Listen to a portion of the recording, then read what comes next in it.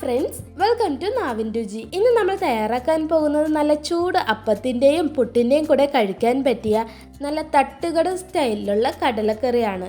അപ്പോൾ ഒട്ടും കടലയോ തേങ്ങയോ അരച്ച് ചേർക്കാതെ നല്ല കൊഴുത്ത ഗ്രേവി ആയിട്ട് നമ്മുടെ കടലക്കറി എങ്ങനെ തയ്യാറാക്കാമെന്ന് നോക്കാം. അപ്പോൾ അതിനായി ഞാനിവിടെ 1 കപ്പ് കടലയാണ് എടുത്തിരിക്കുന്നത്. അത് നന്നായി കഴുകി ഒരു 8 മണിക്കൂർ കുതിരാൻ വെച്ചിട്ടുണ്ട്. അങ്ങനെ ഇപ്പോൾ നമ്മളുടെ കടല നന്നായി കുതിർന്നു വന്നിട്ടുണ്ട്.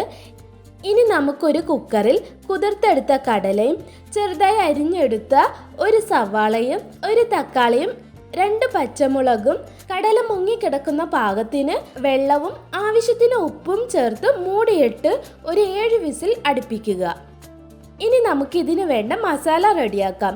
അതിനായി 1 ടേബിൾ സ്പൂൺ കാശ്മീർ മുളക് പൊടി, 1.5 ടേബിൾ സ്പൂൺ മല്ലിപ്പൊടി, 1/2 ടേബിൾ സ്പൂൺ മഞ്ഞൾപ്പൊടി, 1 ടേബിൾ സ്പൂൺ പെരിഞ്ജീരകപ്പൊടി, 1 ടീസ്പൂൺ കുരുമുളക് പൊടി, 1 ടീസ്പൂൺ ഗരം മസാലയും ആവശ്യത്തിന് വെള്ളവും ചേർത്ത് നന്നായി കുഴച്ചു ഉരുട്ടിയെടുക്കുക.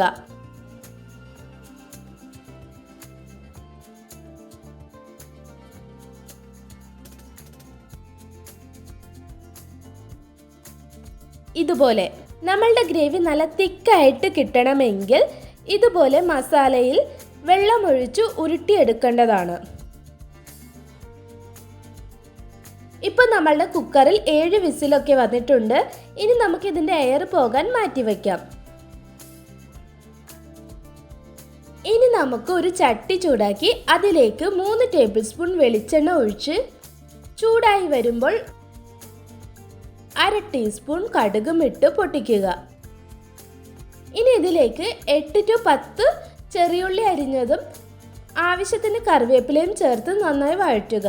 ഇനി നമുക്കിതിലേക്ക് മിക്സ് ചെയ്ത് വെച്ച മസാലയും ഇതിലേക്ക് ചേർത്ത് കൊടുക്കാം. നന്നായി പച്ചമണം മാറുന്നത് വരെ വഴറ്റുക.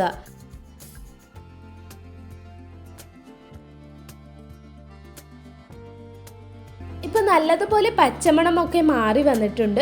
ഇനി ഇതിലേക്ക് വേവിച്ചെടുത്ത കടലയും ചേർത്ത് കൊടുക്കാം. എന്നിട്ട് ഇതൊന്ന് ചെറുതായി വറ്റി നല്ലതുപോലെ കുറുകി വന്നാൽ നല്ല അടിപൊളി തട്ടുകട സ്റ്റൈൽ കടലക്കറി തയ്യാർ.